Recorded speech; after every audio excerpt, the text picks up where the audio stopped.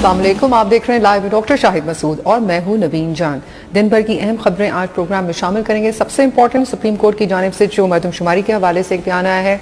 Chief justice साहब का ये कहना है कि 15 मार्च तक मरदमशुमारी मुल्क भर में कराई जाए और अगर नहीं कराना है तो वजीर आजम खुद अदालत आए और इसकी वजाहत पेश करें। इसके अलावा आज वजीर आजम से मुलाकात कर ली है सरताज अजीज साहब ने और वो हार्ट ऑफ एशिया कॉन्फ्रेंस के लिए अमृतसर भी जा रहे हैं।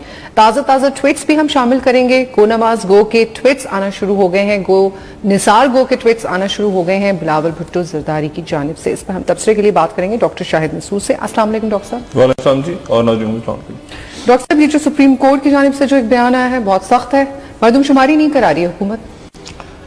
देखें, बुनियादी इशू पे आते हैं और फिर उसके बाद ये मरदमशुमारी भी बहुत बुनियादी मामला है। एक मामला हल नहीं हो रहा और वो मामला है मियां नवाज शरीफ साहब की हुकूमत का और पाकिस्तान की अस्करी क़यादत के दरमियान मामलात का। सही।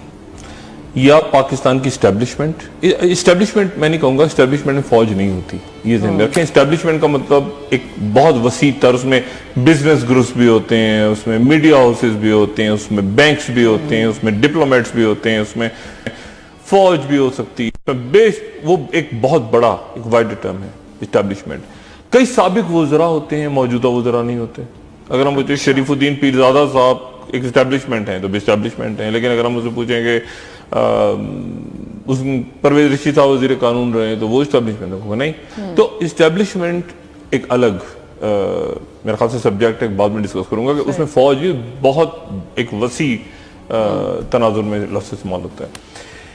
मियां नवाज शरीफ साहब के की जो हुकूमत है, जमहूरियत नहीं और बल्कि मियां नवाज शरीफ साहब की हुकूमत से मुराद मियां नवाज शरीफ साहब फर्ज वाहिद, उसमें शहबाज शरीफ साहब को भी हटा दें, उसमें बाकी अक्सरियत उनके वज़रा की हटा दें, सवाए वो लोग जो मियां साहब को एक बिल्कुल अंधे कुएं की तरफ लेके जा रहे हैं, बंद गली में लेके जा रहे हैं। Fawad Hasan Fawad, chairman cricket board, उस्ताद मोहतरम इरफान सिद्दीकी, जिनका कुछ नहीं जाने का, जिन्होंने भागना है, इधर जाना है, उधर जाना है, किसी ने कॉलम लिखना शुरू कर देने, किसी ने जाके पता नहीं सिविल सर्विस, ये ऐसे ही ये फजूल तबका। लेकिन ये मियां नवाज शरीफ साहब की सोच को एक खास जगह पे ले जा रहे हैं। कुछ मियां साहब की सोच पहले से थी, कुछ अब आ गई, और वो ये है कि इस्टेब्लिशमेंट को या फौज के साथ उनके मामला ठीक नहीं हैं, नहीं होंगे और नहीं हो सकते। ठीक है, ये इन्वर्टेड कॉमर्स बिल्कुल ये कुछ भी कर ले मियां साहब के सामने आज भी जो तारीख लगी होगी कैलेंडर में, वो 12 अक्टूबर 1999 है या उससे भी शायद पहले। मैं नहीं जानता कौन सा मरहला था कि मियां नवाज शरीफ साहब को ज़ियाउल हक साहब, गुलाम जिलानी साहब, बाकी सारे लोग, वो कौन सा लम्हा था जब मियां नवाज शरीफ साहब ने ये समझा कि मैं इस्टेब्लिशमेंट से टक्कर लेनी है मैंने, और मैंने लड़ना है और इनको खत्म करना है और जबरदस्त करना है। वो कौन सा उस मरहले से मियां साहब, वो कौन सा नुक्ता था, कौन सी कब हुआ ये तारीख में, मैं नहीं जानता, क्योंकि ये 12 अक्टूबर से पहले भी था। लेकिन ये कैसे हुआ, इसके पीछे क्या हुआ? क्योंकि मियां साहब तो मुस्तकिल इक़्तिदार में रहे हैं। मियां साहब का भी प्रॉब्लम्स नहीं है मियां साहब पे।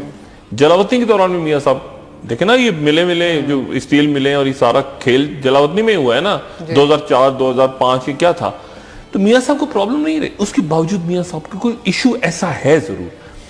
अच्छा, अब इस वक्त मसला ये है कि ये बात मैं 3 महीने से कह रहा हूं। आज हामिद मीर साहब के कॉलम आया अखबार में, ठीक है। हामिद मीर साहब कह रहे हैं कि उसमें, हामिद मीर एक बड़े वेल इन्फॉर्म्ड जर्नलिस्ट हैं और वो ही कह रहे हैं कि राही शरीफ साहब तोसी चाहते थे, नहीं चाहते थे। किसी वजीर ने उनसे कहा कि आप कहो तोसी होनी चाहिए वरना माशाल्लाह लग जाएगा।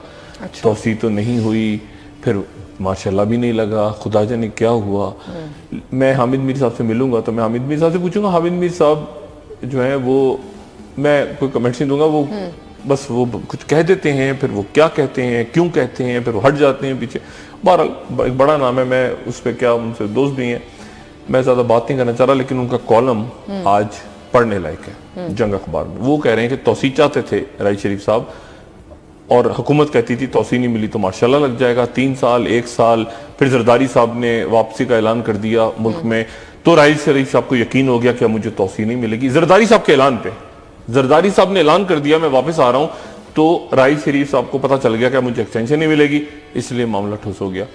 जावेद चौधरी साहब ने कल कॉलम में लिखा था, उसमें वो कह रहे थे कि जमहूरियत चली जाती अगर एक बड़ी बिजनेस शख्सियत जो है वो इस्लामाबाद में आके 8 करोड़ रुपया ना अदा कर देती किसी को, तो करोड़ रुपए की जमहूरियत है पाकिस्तान में। मतलब मैं इस वक्त पीछे जो भी ये मामलात हैं, ये मुझसे बड़े जर्नलिस्ट भी हैं, ये बड़े वेल इन्फॉर्म लोग भी हैं, मैं कुछ कहना नहीं चाहता। लेकिन having said that, Javed Chaudhry sahab आज एक कॉलम लिखा है, उसको मैं जरूर डिस्कस करूंगा। वो कह रहे हैं आई एम द बॉस। ये वो बात है जो बात मैं कहना, मेरा ख्याल था कि मैं इसको ना कहूं, लेकिन जो कि जावेद चौधरी साहब ने लिख दिया तो इसलिए अब मैं इसको यहां पे दिखा रहा हूं। वो मैं अगर कह देता ना पहले बात तो मुझे गालियां पड़नी शुरू हो जाती, तो मैं जावेद चौधरी साहब को अब शेयर करता हूं कि जावेद चौधरी साहब क्या कह रहे हैं। वो कॉलम का title I am the boss. फिर वो लिखते हैं कि एक साहब के साथ उनकी बात हुई, जावेद चौधरी साहब एक बता रहे हैं किसी से उनकी बात हुई, तो वो साहब कहने लगे जावेद चौधरी साहब को कि 26 नवंबर की मिसाल लो, वजीर आजम ने उस दिन नए आर्मी चीफ कमर बाजवा और chairman joint chief of staff general Zubair Mahmood Hayat को पहली मुलाकात के लिए बुलाया। वजीर आजम इससे पहले फौज के आला हुकाम को अपने साथ सोफे पर बिठाते थे, लेकिन उस दिन वजीर आजम की कुर्सी पे बैठे और दोनों जर्नलों को बारी बारी उन्होंने वो सबको याद है, वो तस्वीर अभी की तो बात है, वो कह रहे हैं कि दोनों जर्नलों को बारी बारी मेज की दूसरी जानिब अपने सामने बिठाया। ये वजीर आजम की तरफ से फौज को पैगाम था कि आई एम द बॉस, मैं ही फाइनल अथॉरिटी हूं। वजीर आजम के स्टाफ ने मीडिया को ये फुटेज और तस्वीर भी जारी की। फौजी हलकों ने इस पैगाम पर बुरा मनाया और ये हल्के इस रवैये को सिविल और मिलिट्री के दरमियान इख्तलाफात की नई ईंट करार दे रहे हैं। वजीर आजम को ये नहीं करना चाहिए था। मुझे खतरा है कि वजीर आजम आने वाले दिनों में ये रवैये दोहराएंगे, ये आर्मी चीफ को कोल्ड शोल्डर देंगे और ये कोल्ड शोल्डर हालात को चंद माह में वहां ले जाएंगे वगैरह वगैरह। फिर आके सारी बात जहां ट्वीट साहब। अच्छा, अब वो तस्वीर सबके ज़हनों में है जो वजीर आजम साहब मिल रहे हैं जी। अच्छा, ये तस्वीर मैंने उस दिन, मैं काफी दिनों से बॉडी लैंग्वेज और ये सारे अब जावेद चौधरी साहब ने कह दिया, जावेद चौधरी साहब ने लिख दिया, तो चलें अब मेरे ऊपर से वो क्या कहते हैं चीजें बहुत सारी आगे शेयर हो जाएंगी, तो सिर्फ मुझे नहीं पड़ेंगी, अब गालियां और भी लोगों ने अब ये। अच्छा, वजीर आजम साहब, ये मेज खाली है, इस मेज पे क्या है अल्लाह जानता है, कुछ भी नहीं है, और वजीर आजम साहब बैठे हैं और सामने आर्मी चीफ हमारे बैठे हैं। अच्छा, इससे पहले जो मुलाकातें होती थी, अगर आपको याद हो, तो आर्मी चीफ साथ बैठते थे, यानी वो एक, अगर तस्वीर हम याद करें, क्योंकि ये खास तौर पे ये ऐसे होता था, इस तरह अरेंजमेंट ऐसे किया जाता था प्राइम मिनिस्टर हाउस में, और ये ऐसे चलता रहा आराम से, ऐसे ही होता रहा। उस दिन जावेद चौधरी साहब कह रहे, मैं नहीं कह रहा, जावेद चौधरी साहब का ये कॉलम है कि उस दिन ये ऐसे किया गया। इरफान सिद्दीकी साहब अपने इंटरव्यू में कह रहे हैं कि जिस जगह बिठाया गया आर्मी चीफ को, कुछ देर पहले मैं भी वहां बैठा हुआ था, ये इरफान सिद्दीकी साहब परसों टीवी पे कह के गए हैं। अच्छा, अब बात यह है कि वजीर आजम साहब इस वक्त जहां ले जा चुके हैं पूरे मुल्क को और इस्टेब्लिशमेंट को, मुझे आप ये बताएं, मैं आपको वो क्लिप अगर आप इजाजत दें तो मैं दोबारा चला दूं, वो क्लिप अगर आप सुन लेना, मैं उस वक्त मैं वहां मौजूद था। मियां साहब, जो मैं बात कहता हूं ना, मियां साहब आज भी वही सोच रहे हैं। मियां साहब जो उस दिन सोच रहे थे, मियां साहब आज भी वही सोच रहे हैं। मियां साहब 10 साल पहले भी वही सोच रहे होंगे। मियां साहब के ज़हन से वो बात नहीं, वो क्लिप अगर प्ले हो जाए ना 2 मिनट का, तो फिर मैं अपनी बात कंटिन्यू करूं, क्योंकि बात आपको बताऊंगा कि न्यूज लीक्स पे ये जो बात हो रही है ना, कि न्यूज लीक्स पे मट्टी पाओ, वो एक क्लिप है जो इंटरव्यू का, वो मैं चाह रहा था, वो जो है ना मट्टी पाओ न्यूज लीक्स पे, वो क्यों है डॉक्टर साहब? न्यूज लीक्स के ऊपर ये डिसाइड हो गया था कि कुछ गिरफ्तारियां होने जा रही थी उस दिन रात को। अच्छा, कुछ गिरफ्तारियां होने जा रही, गो हेड हो गया था गिरफ्तारियां, क्यों नहीं हुआ, कहां रुक गया? देखे ना, वो कमीशन कमीशन बन गया, अब तारिक फातमी साहब को बुला रहा है, वो कमीशन क्या रिपोर्ट लाएगा? मट्टी पाओ, मतलब कुछ नहीं मिला, हमें कुछ नहीं मिला। तो वो कोर कमांडर्स कॉन्फ्रेंस के बाद जो प्रेस रिलीज आई थी वो क्या थी? ठीक है, सही। मतलब वो कमीशन को कुछ नहीं मिला तो वो क्या था, फिर परवेज रशीद क्यों फारिग हो गए। चौधरी निसार साहब आज आके नेशनल एक्शन प्लान की मीटिंग कॉल कर रहे हैं और साथ ही बिलावल कह रहे हैं गो निसार गो, गो निसार गो, गो नवाज गो से गो निसार गो हो गया। उधर से वजीर आजम कह रहे हैं अभी शेर अली को कि इनके खिलाफ बात नहीं करो। ये मामलात ऐसे नहीं रियासत चलती। सरताज अजीज साहब जा रहे हैं, वजीर आजम का पॉइंट ऑफ व्यू लेके उनको जाना चाहिए। क्या अस्करी इदारों की इनपुट है इंडिया के साथ, अगर गोलाबारी वहां से शुरू हो जाए, मामला खराब हो जाए, वो तो एक पेज पे है ना। उनके यहाँ तो पॉलिटिकल जो पार्टीज हैं और उनकी स्टैब्लिशमेंट एक पेज पे। क्या आपके यहाँ है? होनी चाहिए, मैं ही कह रहा हूं कि होनी चाहिए, लेकिन मैं साथ ये भी बता रहा हूं कि नहीं है और हो नहीं सकती। अच्छा, वो क्लिप अगर प्ले कर दें तो मैं थोड़ी सी फिर बात आगे बताऊं। ये जो है ना, जो मैं बार बार कहता हूं कि वो याददाश्त ताजा करने की दवाई खाने के साथ साथ कुछ बातें बार बार सुनने, तो नहीं, जरा प्ले करें फिर उसके बाद आगे चलते हैं। ये एक इंटरव्यू मियां नवाज शरीफ साहब का। जी, आपकी आखिरी बात जब उनसे हुई तो आपने एक दूसरे को मुखातिब कैसे किया? उन्होंने मुझे फोन किया था, मुझे अब याद नहीं कि कैसे मुखातिब किया, लेकिन उन्होंने आपको मियां साहब ही कहा था। लेकिन ऐसा भी होता है, देखा है मैंने कि जब वज़ीर आज़म कभी GHQ में जाए तो ये गालिबन टोपी भी इसलिए नहीं पहनते, अपनी कैप इसलिए नहीं पहनते कि वज़ीर आज़म को सलूट ना करना पड़े। आप शायद ये इसकी माजी में मिसालें मौजूद हैं, लेकिन ये नहीं कि वज़ीर आज़म इन चीज़ों को नोट करते हैं। ये नोट किया जाता है ये मामला, लेकिन ये बदनसीबी है हमारे मुल्क की कि आज तक फौज के जर्नलों ने, ये जो ख़ास तौर पे वो टोला जिसने मार्शल लॉ लगाया है, उन्होंने आज तक एहतराम सीखा नहीं है इनका। उन्होंने जमहूरी वज़ीर आज़म का सही दिल से एहतराम नहीं किया। सियासत अब कहाँ खड़ी? फैसला ये करे कि पाकिस्तान को चलाना कैसे है, पाकिस्तान को डगर पे डालना कैसे है, पाकिस्तान को अपनी मंजिल की जानिब कैसे रवा दवा करना है, और फिर फौजी हुक्मरानों को ये सबक सिखाए। आपका काम अपनी बैरक्स में रहने का है, आपका काम पाकिस्तान का दिफा है। कौन सिखाए सबक? आपका काम पाकिस्तान का दिफा है, आपका काम आइन को तोड़ना, पार्लियामेंट को तोड़ना नहीं। सियासतदान कौन से? आप MMA सियासतदान, मैं बात कर रहा हूँ सियासी पार्टियां, सियासतदान, और फिर कौम की सपोर्ट के साथ। आप मुझे बताएं, 16 करोड़ अवाम ने इस असेंबली को चुना है, जो इस वक्त मौजूदा असेंबली पाकिस्तान की जो है, जिसको कौमी असेंबली कहते हैं, कौन सा जनाब इसके पास मैंडेट है जिसका कि आज वो पूरा कर सकते हैं? इस असेंबली को घर भेजने का फैसला 3 जर्नैल कर सकते हैं जो सिक्योरिटी काउंसिल के मेंबर हैं। बावर्दी जर्नैल पाकिस्तान के 16 करोड़ अवाम के मैंडेट को ऐसे अपने पांव तले रोन सकते हैं। क्या ये सिस्टम लेके पाकिस्तान में चलना है? क्या इस पे मैं सौदेबाजी करूं? नहीं, आप मुझे बताइए कि एक वजीर आजम, आज जो वजीर आजम है उसकी क्लर्क से ज्यादा कोई हैसियत नहीं है, बल्कि क्लर्क भी जो है वो ज्यादा पावरफुल होता है। इस वजीर आजम को तो एक लाइन लिखने का इख्तियार नहीं है। नज़ीर के खिलाफ आप जहांगीर करामत से मिल रहे हैं, वारू लगारी से मिल रहे हैं, वही ताकत से वो मिलती नहीं, ये तो चलता कल्चर खराब था ना। नज़ीर साहब के खिलाफ मैं कभी किसी से नहीं मिला, मैंने कभी ITI बनी, पैसे उसमें डले। सुने जनाब, सुने, ये आप देखिए, ये फौज का बदनसीबी है कि फौज की जो लीडरशिप है ना, उसका ये किरदार रहा है पाकिस्तान में, ये ISI का किरदार रहा है पाकिस्तान में कि वो खुद दाना डालते हैं, बुलवाते हैं सियासतदानों को और उनको जो है वो नए नए सबक सिखाते हैं। ये बदनसीबी है मुल्क की, और इसलिए तो पाकिस्तान आगे बढ़ नहीं सका, इसलिए तो मुल्क टूट गया।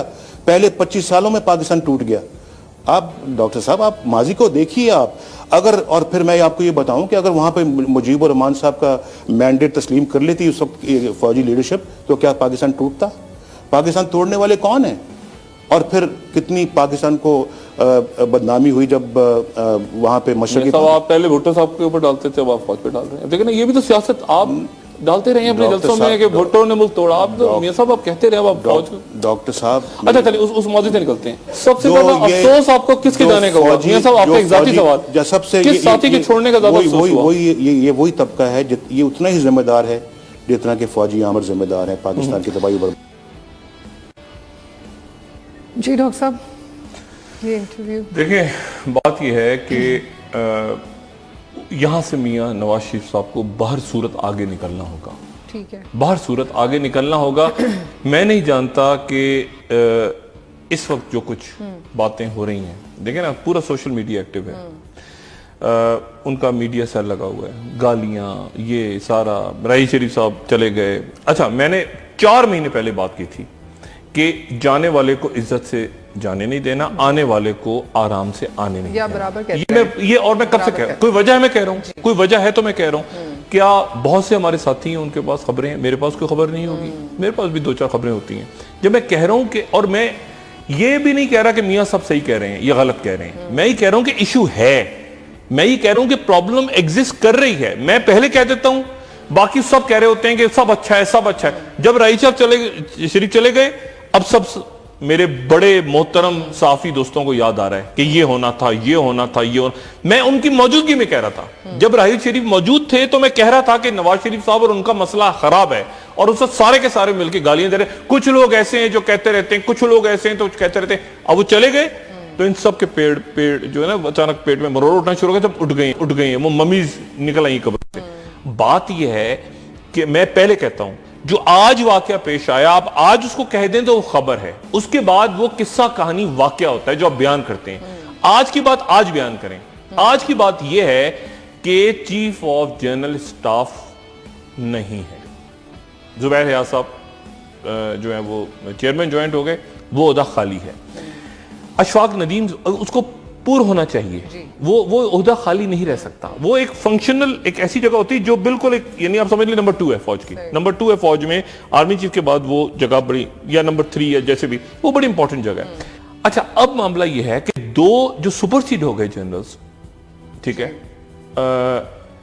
उन्होंने रिजाइन नहीं किया अभी तक। जनरल अशफाक नदीम साहब ने और जनरल रमदे साहब ने, जावेद रमदे साहब ने, उन्होंने अभी तक रिजाइन नहीं किया सुपरसीड होने के बावजूद। और अगर वो रिजाइन नहीं करते तो वो 17 अगस्त या अगस्त की कोई और तारीख 2017 तक, अगस्त 2017 की, यानी अगले साल के अगस्त तक वो लेफ्टिनेंट जनरल के तौर पे मौजूद रहेंगे। कोर कमांडर होंगे या कहीं और जाएंगे मैं नहीं जानता, लेकिन वो मौजूद रहेंगे। जो बड़े अनयूजुअल बात यह है कि मियां नवाज शरीफ, यानी मियां वजीर आजम साहब को इस तरह नहीं करना चाहिए।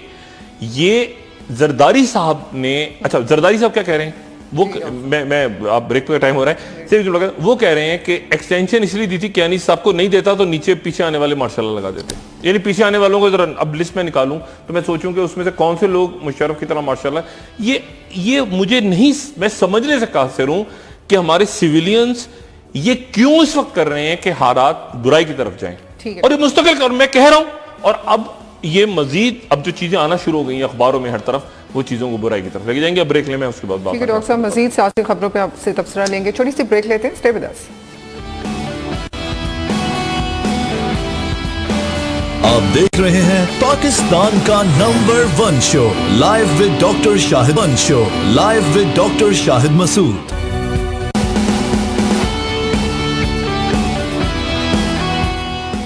प्रोग्राम में एक बार फिर खुशामदीद। डॉक्टर साहब, चौधरी निसार साहब वतन लौटे हैं सेहतयाब होके, तो एकदम से ये बिलावल के ट्वीट्स आने शुरू हो गए। गो निसार गो भी कह रहे हैं और बिलावल ये भी कह रहे हैं कि नेशनल एक्शन प्लान जो है वो फेल हो गया। ठीक है, आर्मी चीफ ने कल कहा कि इसको मंतकी अंजाम तक पहुंचाया जाएगा। बिलावल जो है वो कह रहे हैं कि नेशनल एक्शन प्लान, मतलब मैंने कहा ना, वो बिलावल को अगर खुद सियासत करने की इजाजत दी जाए तो बिलावल बहुत अच्छी सियासत कर सकते हैं। प्रॉब्लम यह है कि बिलावल जहां आगे जाते हैं, 2 कदम आगे जाते हैं, फिर वो 3 कदम पीछे खींच लिया जाता है। बिलावल को इससे निकलना होगा अगर वो निकल पाए। ठीक है, और ना किसी के पास वक्त है दुनिया में, रियासतें आगे बढ़ रही हैं, मामलात पेचीदा हो रहे हैं। मैं समझते हैं लोग, अफगानिस्तान, ईरान, अमेरिका में नई स्टैब्लिशमेंट, यूरोप, इंडिया, चाइना और बहुत खपे हैं कि बजाय इसके कि आप इधर ही ये बल्दियाती इंतखाबात और इख्तियारात और इस चोरी चकारी में, इसी से मुल्क नहीं निकल पा रहा। बात सारी ये है कि इंडिया जा रहे हैं सरताज जी साहब, इंडिया में तो गालियां पड़ रही हैं, वो तो गालियां दे रहे हैं, वो प्रॉपर गालियां, वो बैशिंग की तैयारी है। वहां ये डिस्कशन हो रहा है कि क्या बुलाना चाहिए सरताज अजीज को या नहीं बुलाना चाहिए, हम क्यों बुला रहे हैं, ये टोन है वहां पे। हमारे यहाँ मियां नवाज शरीफ साहब उनको भेज रहे हैं, जाएं। मियां नवाज शरीफ साहब को इख्तियार है मुकम्मल, वो वजीर आजम में इलेक्टेड, लेकिन सवाल ये है कि अगर वहां जाकर सरताज अजीज साहब को गालियां पड़ती हैं तो वो गालियां किसके क्या बात क्या होगी कि पाकिस्तान के जो सफीर आए थे या मुशीर आए थे, जो भी आए थे, उनके साथ ये हुआ, खबरें तो ये लगेंगी। जवाब कौन देगा? उनका बंदा आया था यहाँ पे, जरा सी बात चौधरी निसार ने की थी, वोट के चला गया था, देखा था, छोड़ के वो निकल गया था। क्या सरताज अजीज करेंगे? किसी ना किसी को बात करनी है। मियां नवाज शरीफ साहब जो है ना जिद पे हैं, एक जिद मोड होता है ना कि बात नहीं सुननी। मुझे आप ये बताएं कि अब कौमी सलामती का इजलास कैसे होगा? डॉन लीग्स हल नहीं होती, या यानी दो ही चीजें होंगी ना, या तो ये कि मट्टी पाव क्या होगी? मट्टी पाव तो हो ही नहीं सकता ना, क्या मट्टी पाव? जब तय हो गया था कि पकड़ना है तो फिर क्या हुआ? कौन आया बाहर से? छोड़ दें उस चीज को। आप मुझे ये बताएं कि उसके ऊपर या तो एक खामोशी इख्तियार कर लीजिए, खामोशी इख्तियार तो नहीं होगी। अच्छा, फौज कर भी दे खामोशी इख्तियार, इस तरफ से खामोशी नहीं होगी। ये बोलते रहेंगे देखें हमारे ऊपर, वो देखें क्या किया था, वो क्या कॉलम छपेगा, ये हो गया था, फलां हो गया था। ये यहां से चूंकि छेड़खानी रहेगी, इसलिए उसकी वजह से वो एक हद तक खामोश। और वहां ज्यादा, जो मैंने कल भी बात की थी कि इस दफा वहां पर जो है वो शदीद, यानी वो तंग आ चुकी है एस्टेब्लिशमेंट, या लोग जो बात कर रहे हैं कि ये क्यों, ये हम मौका दे रहे हैं, बार बार मौका दे रहे हैं, और आगे और ये क्यों इस बात पे तुल गए हैं? जो मैंने बात की थी पहले भी कि अगर मुल्क में खुदा ना खास्ता जमहूरियत लपेट दी गई तो उसका जिम्मेदार फौज नहीं होगी, मियां नवाज शरीफ साहब होंगे। वो चाह भी गालिबन गिर रहे हैं। ये देखें, ये पनामा क्या है? पनामा का जो मसला है, आपको पता है ये बारे सबूत क्या चीज है? ये बारे सबूत क्या है? बारे सबूत कहने, बारे सबूत, आम लोगों को समझो बारे सबूत क्या है? एक गाड़ी जा रही है सड़क पे, पुलिस रोक ले, गाड़ी की तलाशी लें, गाड़ी की डिग्गी में से निकले 10 करोड़ रुपया, असलहा, चर्स, हेरोइन की बरामद हो जाए, ठीक है? पुलिस वाले पूछे ड्राइवर से कि ये बताओ ये कहां से आया? ऐसे ही होता है ना ये नहीं बारे, इसको कहने बारे सबूत किस पे होता है? जिसके पास से माल बरामद, उससे पूछती है ना पुलिस। अब वो ड्राइवर कहे कि 1 मिनट, ये तो मेरे बच्चे का है, बच्चा कहे कि नहीं ये तो मेरे इसका है, वो कहे वो उसका है, वो उसका है, वो कहे कि नहीं ये तो पड़ोसी ने दिया था, वो कहे हमें सहेली ने दिया था, वो कहे उसने दिया था, कि आंटी ने, चचा ने, मामा ने, ताया ने। आखिर पुलिस वाला कहे 1 मिनट ठहरो, तुम सबके बयानात तो अलग अलग हैं भाई, ये सामान बरामद हो गया है, पड़ा हुआ है, ये बताओ कि ये कहां से आया है? बारे सबूत किस पे जाता है? देखिए ना, जिसके मसरूका सामान जो पकड़ा गया है वो बताएगा ना मेरे पास सामान कहां से आया है। अच्छा, जब ये मामला गड़बड़ हो गया सारा, तो उन्होंने कहा नहीं 1 मिनट ठहरे, ये हमारा था ही नहीं, वो तो सामने कतरी टैक्सी नहीं जा रही, वो टैक्सी वाला दूसरा, वो टैक्सी वाला, उस टैक्सी वाले ने हमें दिया है, और देख ले वो टैक्सी वाले का खत है। उसने कहा अच्छा, टैक्सी वाले को पकड़ा, भाई तुमने दिया था इनको असला, चर्च इनकी। उन्होंने कहा हाँ, वो मेरे फुप्पा के, मामू के, ताया के बच्चे की खाला ने, वो जो सब्जी थी ना, बहुत बड़ी दुकान थी एक सब्जी की, और बड़ा उसमें रश होता था, ये होता था, वो था, उसको बेचा था, और उससे ये असला खरीद के इनको दे दिया था हमने गिफ्ट। अब तहकीकात होती है तो पता चलता है वहां सब्जी का ठेला ही नहीं था। यानी अब यहां ये हुकूमत कह रही है नहीं, आप ये बताएं कि ये तय करें कि वो जो असलहा है वो बच्चों का है या भाई बारे सबूत, यानी सबूत तो आपने देना है ना कि आपकी गाड़ी में से सामान बराबर रखा हुआ है, सामान वो कहां से है, वो किसने? पुलिस ये पूछ रही है ना ड्राइवर से, और सब झूठ बोल रहे हैं, सबने अलग अलग बयान भी दे दिए। तो या तो सारे के सारे एक ही होते हैं ना, वो कहते हैं जी ये हमें जमीन खोदी थी उसमें से निकला था, खत्म हो जाती बात। और सबने जो झूठ बोल लिया, पुलिस वाले ने पकड़ लिया। ये यहां पे अटका हुआ है पनामा। अच्छा सुने, और वो मुतमईन नहीं। अच्छा एक बात आगे जाने से पहले, ये अब क्या होने लगा है कि 30 तारीख को चीफ जस्टिस रिटायर हो रहे हैं और छुट्टियां हो रही हैं। अदालत सुप्रीम कोर्ट सर्दियों की तातीलात पे जा रही है, मेरा ख्याल से 15 से, गालिबन 15 या 16 तारीख से, फिर आखिरी, यानी 1 महीना नहीं है पूरा, उसमें छुट्टियों में जा रही है सुप्रीम कोर्ट। और जो अलविदाइया है चीफ जस्टिस का, वो गालिबन 14 तारीख को हो रहा है, यानी चेंज ऑफ कमांड दूसरी साइड पे। अब ये जो कॉन्फ्लिक्ट है, एक तनाजा खड़ा हो गया ना बहुत बड़ा, और तनाजे के ऊपर तनाजा ये खड़ा हो गया कि पनामा, और ये नहीं कि हम बच के इज्जत से निकल जाएंगे। डॉक्टर साहब टाइम तो है ही नहीं, अगर मैं वही क्या कमीशन बनेगा? तरीका ये है कि आप इज्जत से निकल आए उसमें से। आप इज्जत से एक दामन झाड़ के ये आगे करो, आगे जाने के बाद टीवी पे बैठ जाए। क्रिकेट बोर्ड जो है वो कमांडर इन चीफ, मैंने नहीं बताया था, मेरी चिड़िया ने कहा था देखो क्या हुआ, कुछ नहीं हुआ, साबित ही नहीं, चोरी हुई साबित नहीं हो सकी, डाका मैंने मारा साबित नहीं हो सका, देखो मैंने इतना लूटा, ये मेरे न्यूयॉर्क में फ्लैट्स थे, साबित तो नहीं हुआ। कौन सा साबित हुआ? मैं तो बैठा हूँ क्रिकेट बोर्ड में, मेरी तो आदत है, मुझे गालियां दे, जूते मारे लोग, मुझे तो, मैं तो हूं ऐसे ही। यानी ये दलील ये है कि साबित नहीं हुआ। मैंने तो कत्ल किया था, हाँ किया था, साबित तो नहीं हो सका। कत्ल मैंने किया था, ठीक है किया होगा, अदालत में कैसे साबित होगा? यानी अगर आपकी ये लॉजिक हो, मैं चोर तो हूं, मैं डाकू तो हूं बहुत बड़ा, अदालत में तो नहीं साबित कर सकते आप। अगर आपकी ये लॉजिक हो, अगर आप इसके ऊपर हुकूमत करें, हुक्मरानी करें आगे, और आप चाहें कि पूरी की पूरी दुनिया, पूरा ये जो आलिम है, आलम इस्लाम है, ये आपके बिल्कुल मातहत हो जाएं सारे, ऐसे नहीं चलता, ऐसे नहीं चल।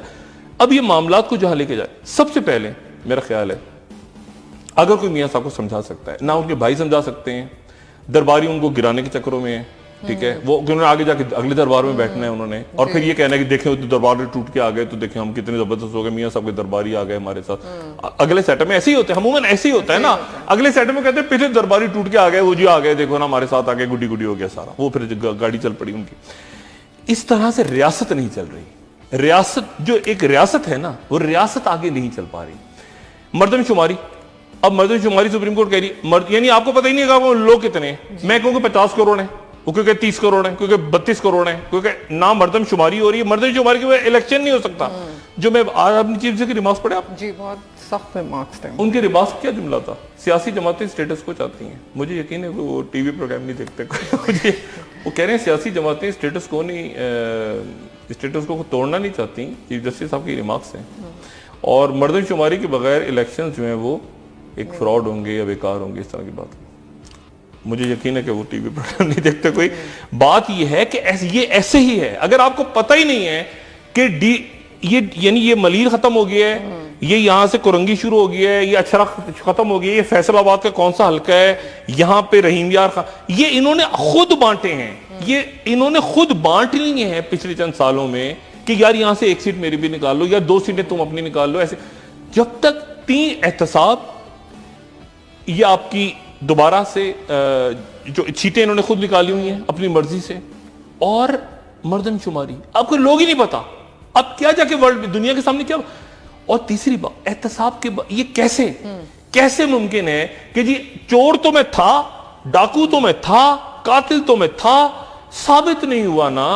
दलील देखें आप, ये नहीं कि मैंने कत्ल नहीं किया, ये नहीं, दलील ये है कि साबित करो ना कि मैं कातिल हूं।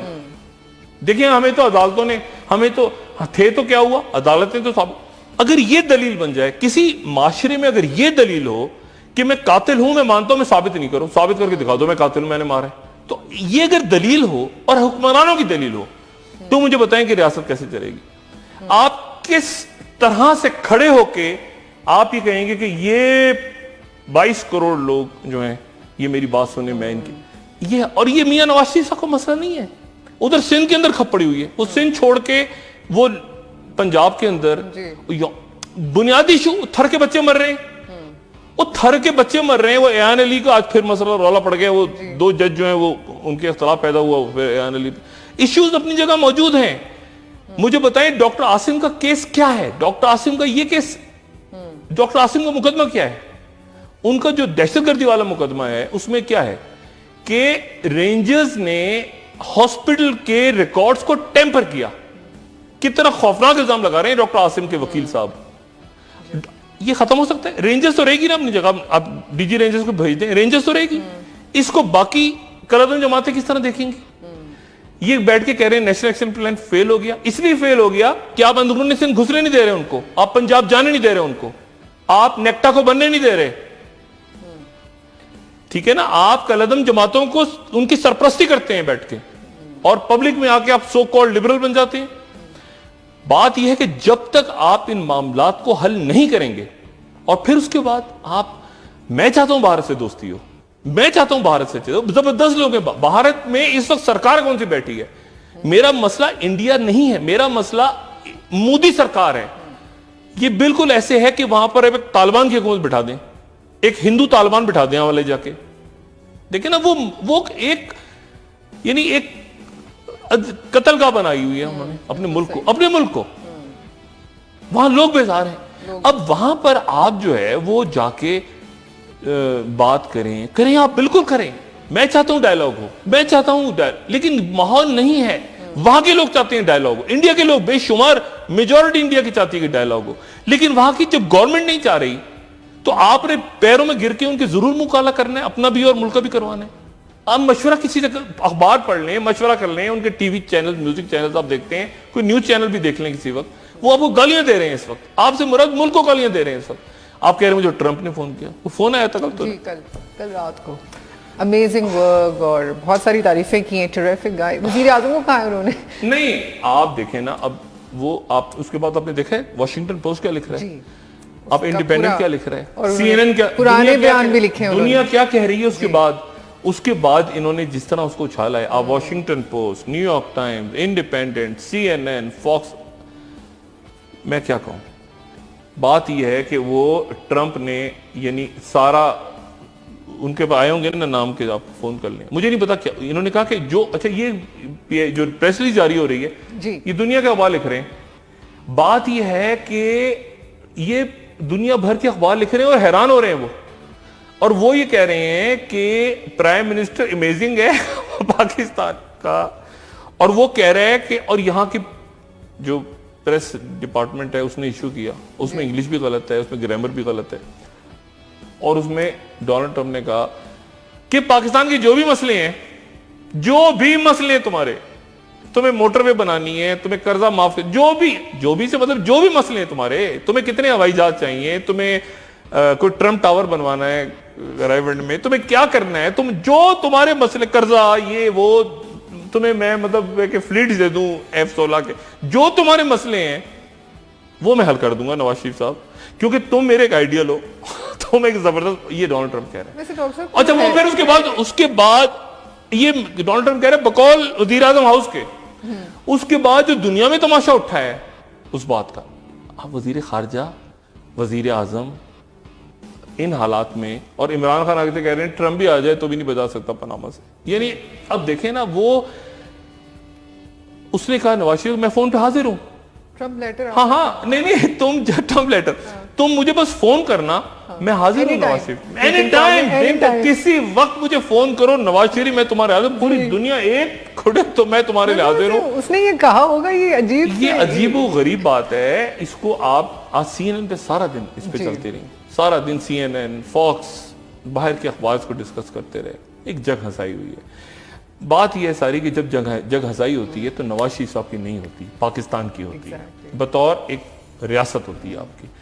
और रियासत के अंदर अब मुझे बताएं कि मुझे आज किसी ने पूछा, कराची से एक कॉल आई, कहते हैं जी आप वहाँ पे बैठे हैं, आप गए थे कल परसों जो चेंज ऑफ कमांड की वो थी सेरेमनी, मैंने कहा मैं गया था।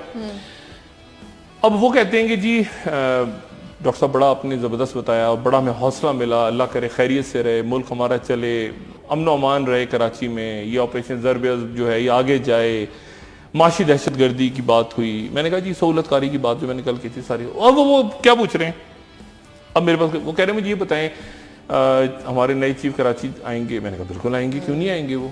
अच्छा, वो साथ ही अब एक सवाल कि जी वो जब कराची आएंगे, वजीरिस्तान तो वो गए हैं, वो कराची आएंगे तो उसी तरह से इजलास करेंगे जैसे राइट शरीफ साहब ने, क्योंकि पहले जब एपेक्स कमेटी में वो बैठे थे तो एपेक्स कमेटी के अंदर से मंजूर कादर काका को मुखबरी कर दी गई थी, वो दौड़ गया था, निसार मोरे भाग गया, पकड़ के बड़ी मुश्किलों से 2-3 हफ्ते लगे, बाकी तो दौड़ गए जी। तो अंदर से इंफॉर्मेशन लीक हो रही थी, उनको भगाया जा रहा था। तो कहते अब जब आएंगे तो वहां तो वजीरिस्तान में ठीक है कि उनको फाटा वगैरह के हालात बता दी, शुमाली वजीरिस्तान में, कराची में कैसे इजलास होगा। मैं चुप, मेरे पास कोई जवाब नहीं था। मैंने कहा जी मेरे पास इसका कोई जवाब नहीं है, वो डेफिनेटली आएंगे। और गवर्नर साहब तो अल्लाह ताला सेहत हॉस्पिटल में अभी तक, सईदुज़्ज़मान सिद्दीकी साहब, अब मुझे पता ही नहीं कि, अच्छा मुझे ये समझ ही नहीं आ रही, गवर्नर साहब को भूल जाते हैं, वो हॉस्पिटल में उनकी तबीयत अल्लाह करे ठीक हो, अगले खराब हो जाती है, वो मुस्तकिल हॉस्पिटल में ही मेरे ख्याल से। अच्छा, अल्लाह ताला उन्हें खैरियत से, शरीफ आदमी है, लेकिन बस अल्लाह ताला सेहत दे, वो आए अपना, हमारे बड़े नफीस आदमी हैं, अल्लाह ताला बहुत सेहत दे उन्हें। और हमारे साहब भी तो आ रहे हैं 4 दिसंबर को, और 27 को भी घड़ी खुदाबख्श में बड़ा जलसा हो रहा है, जलसा हो रहा है। वो कादरी साहब आ रहे हैं, लेकिन कादरी साहब के पीपल्स पार्टी से ताल्लुकात अच्छे भी रहे हैं, मोहतरमा से तो जरूर रहे हैं, जरदारी साहब से भी रहे हैं। मैं अभी मुझे नहीं पता कादरी साहब क्या इसमें ऐलान करेंगे। मैं सिर्फ, मेरी गुजारिश ये है इस जमहूरी सेटअप से कि ये अपने आप को बचा सकते हैं तो बचा लें, अपने सेटअप को, जमहूरियत को। ये सियासी शहीद बन के निकलने की कोशिश ना करें, सेटअप को चलने दें। अगर खुदा ना खास्ता ये सेटअप गया, उसकी जिम्मेदारी इन पे आएगी। ये नहीं सुधर रहे, ये सुधर जाएं। ये खुद बोलते हैं, खुद चुप हो जाते हैं, उससे बुलवाते हैं, कॉलम लिखवाते हैं, टीवी पे बुलवाते हैं, ये करवा, ये खत्म नहीं कर रहे। ठीक है, छोड़ दें डिस्कस करना, इस्टेब्लिशमेंट को डिस्कस करना। आपको अब आ गया ना नया चीफ, पुराना बुरा नहीं। अब आप आराम से चलाएं सफारती पॉलिसी, और इनको कोई प्रॉपर शटअप कॉल दे। कौन दे मैं नहीं, मुझे नहीं पता, फौज तो नहीं दे, कोई तो दे इनको जाके शटअप कॉल दे कि ये बक बक झिकझिक करना बंद करो। इस आपकी वजह से तो उनको खौफ था ना। अब ये नए चीफ, अब यानी ये चुप नहीं हो रहे, मुस्तकिल अखबार में खबरें, मुस्तकिल टीवी टॉक्स, ये वो बकवास, वो मीडिया स्टडीज लगा हुआ, उसके नतीजे में मामलात खराबी की तरफ जा रहे हैं। और वो देखें, वो तो एक्सटेंशन चाहते थे, फलाना था, नया उसका दोस्त है, ये इस तरह की बातें कभी लीक करवा दी, फिर तरदीद हो गई, फिर ये ना करें, ये ना करें। ये रियासत के लिए अच्छा नहीं है, ये मुल्क के लिए अच्छा नहीं है, और इसका मैसेज दुनिया में खराब जा रहा है। इस वक्त ये दुनिया में खराब जा रहा है कि यार किस तरह के लोग हैं अपने आर्मी के लोग। देखिए, पाकिस्तान में प्रॉब्लम रहा है सिविल मिलिट्री, पाकिस्तान में मार्शाल्लाह नहीं लगा, गलत बात है। सिविल मिलिट्री प्रॉब्लम रहा है हमेशा। उसको सुधारने का तरीका क्या है? उसको सुधारने का तरीका गवर्नेंस। अब गवर्नेंस यानी सिंध के अंदर, यानी मुझे बताइए, रेंजेस ऑपरेशन ना होता, 10,000 आदमी मर गया होता उसके बाद से लेके। मतलब है कि आप काम कर नहीं रहे, चोरी चकारी से फुर्सत नहीं है, गालियां दिए जा रहे हैं, बोले जा रहे हैं, मीडिया को कोस रहे हैं, फला। आप अपना काम करें, लेकिन चूंकि आपको लग रहा है कि आप फंसेंगे आगे जाके, तो अब आप फिर पंगा ले रहे हैं, फिर पंगा पंगा पंगा पंगा। इसमें कहीं ये भी हो सकता है कि जल्द इलेक्शन अनाउंस कर दें। ये भी एक प्लानिंग हो रही है कि अचानक इलेक्शन अनाउंस कर दो, जितनी देर ये कियोस रहे इलेक्शन अनाउंस कर दो, लेकिन फिर वहां सुप्रीम कोर्ट खड़ी हो गई कि मर्दमशुमारी करो। इन्होंने खैर क्या सुप्रीम कोर्ट को करना है, ये कौन सा मानना है इन्होंने, लेकिन ये इस चक्कर में ये भी प्लान डिस्कस हो रहा है कि इस खप में इलेक्शन अनाउंस कर दो 2017 के शुरू में, कहीं दरमियान में, ताकि खप पड़ी हो और पैसा वैसा लगाओ, सारा मीडिया वीडियो में इलेक्शन होकर फिर दोबारा आ गए। ठीक है डॉक्टर साहब, हमारा प्रोग्राम इख्तिताम की तरफ जा रहा है। कल आपसे लेकिन ऐसा नहीं होगा, ऐसा नहीं होगा। जो चीज इसमें लीक हो गई इस प्रोग्राम में, वैसी नहीं होगी। जैसे सदर बनने का फॉर्मूला भी था इम्यूनिटी के तहत, वो भी नहीं हो सका, ये भी नहीं हो सकेगा। क्यों? इसलिए कि जबरदस्त ने आगे जाना है, और इनकी वजह से जाना है। देखे ना, इनकी वजह से ही। अब मुझे बताए ना, सारे बोल पड़े ना, आखिर सारे बोल पड़े ना कि सिविल मिलिट्री ताल्लुकात ठीक नहीं थे। ये आज से 15 दिन पहले इनकी जबानों में क्या उछाले पड़े हुए थे। Thank you so much doctor साहब। कल हम फिर अपना प्रोग्राम इसी तबसरों से शुरू करेंगे। अपना दोस्तों, रिश्तेदारों, गिरदोनवा के लोगों, सब ख्याल रखिएगा। अल्लाह हाफिज़।